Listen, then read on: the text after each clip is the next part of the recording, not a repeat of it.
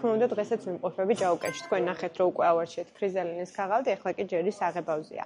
აქ არის ძირითადად გერმანული და იტალიური საღებავები. გერმანულს რაც შეეხება ჩვენ ამ ეტაპზე დუფას საღებავზე ვაკეთებთ არჩევანს, რომელიც არის ეკოლოგიურად სუფთა.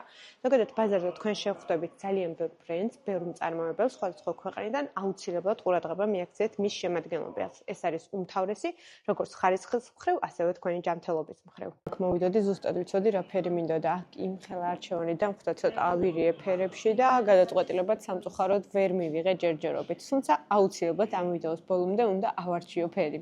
და ბოლოს ერთ რჩევას მოგცემთ. ნუ შეგეშინდებათ თამამი ფერების, რადგან ფერი მხოლოდ ფერი არ არის, ის გამოხატავს აუცილებლად თქვენ ხასიათსაც.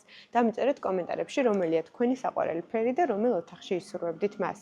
როგორც იქნა ფერი ავარჩიეთ. ნახავთ აუცილებლად ბოლოს, როდესაც დავასრულებთ სახლს, ეკამდე კი არ დაგავიწყოთ. თუ რაიმე გჭირდებათ და აკეთებთ რემონტს, აუცილებლად ესტუმრეთ ჯაუკენს. მეტი ესეთი ვიდეოსთვის კი გამოიწერეთ ჩემი გვერდით. დროებით.